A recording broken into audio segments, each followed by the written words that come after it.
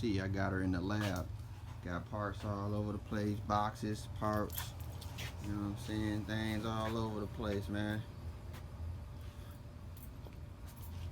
Try to pull that front fender off and throw my speakers in there. If I can get this stuff done after this job, I'm there. Alright, to take this fender off, you got 3 bolts on each side. You got one in there. You've got one there. And then you have the bracket bolt here for the fender. There's 3 on each side. You have to unroute the wires going for your lights. In my case, I've got 3 different lights in the back.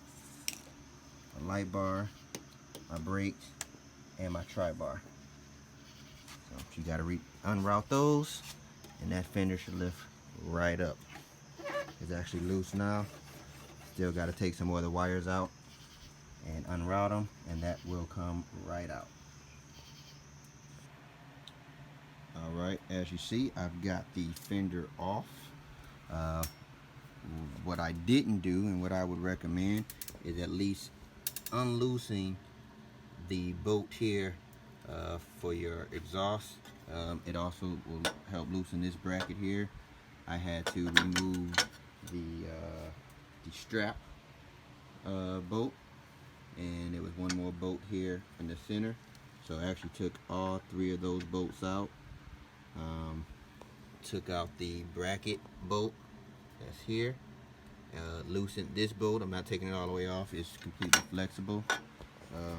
And then the actual bracket for the for your strap for the seat that goes there, that bolt right there, took that off, and this comes out. What's happening is the bolts on the fender here gets caught on the chrome piece here. So with that out of the way, it'll slide in and out, no problem. And that's off. And I believe those are going to be reused on my new CVO fender.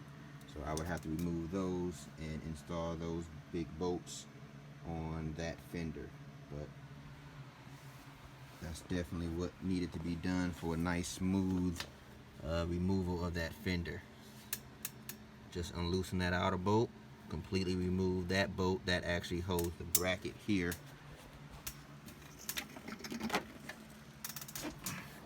That bolt I just pointed to actually goes on the bracket here on the underside of the fender. And that's that. So what I have to do now is remove these bolts here and transition them to the new fender. I've already did the top one there. That came out of that hole there. So it's 4 of those, 2 on each side. One there, one there. Just move those over to your new fender. This is my CVO fender going, so just got them side by side here. Making that transition, it's the easy part.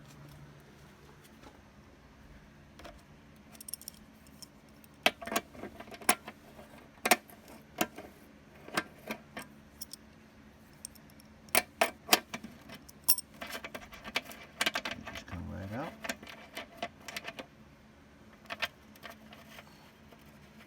Keep the washer. And you put it in.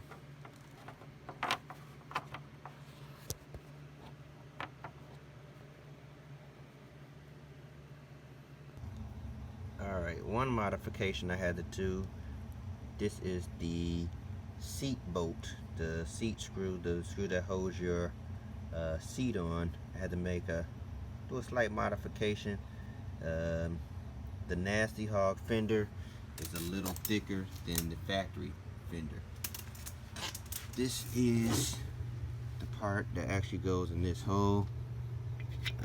It comes up, and then there's a little snap washer in there, or kind of like a C-clip in there. This is thinner.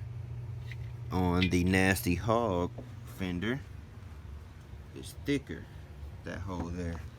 Let me get on the other side and show you. So it's a little bit thicker, so it wouldn't come in, it wouldn't come up all the way enough for that to fit on. So I had to do a little modification. Snap that in like so, and I'm actually looking for the clamp that I just had right here, and then that goes, that clamp right there, that goes around. Oh, there we go. That goes around. Hard doing this with one hand. Give me 1 second.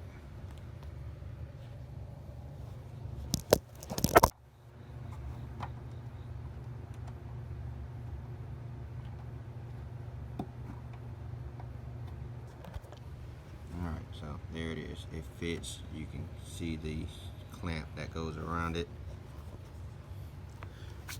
So what I did is I used my grinder and just shaved that bolt down a little bit thinner so it will fit in the same way it did on the factory fender. And that is it. So far that's what I've had to do, is in there. And I also use my Dremel here to cut the same little notch. You can see there's a little notch right there on the side, right at the top. There's just a little notch to go in there. The Nasty Hog fender did not have that little notch, so I cut that little notch in there as well. You may be able to see it. So that fits in there nice and snug, and that's what I've had to do. I'm just transferring everything over. I've transferred the bolts over already. I transferred the seatbelt bolt. I've transferred those bolts up front for the seat. I've ran the wires. I've just got to clamp them. They're going to clamp back into those holes there. They're going to be actually zip tied back to those holes out of the way of the tire. And then it clamps, it secures right in here where the old one came out, and that just goes right in, and then that gives you your brake lights and turn signals there. She's almost ready to go back on at this point. This part that I have circled is the issue I was having once the bags and the fender was on. It kept hitting up against the fender. I ended up having to sand down the inside of that so my fender could fit in and actually line up with the bolts. If you have that problem where your bolts are not lining up, just check everywhere it could be touching. Mine was touching right here in this area that I've got circled, and that added a little more time on for me. But I was able to sand that down with the file, and it went right in, bolts lined right up.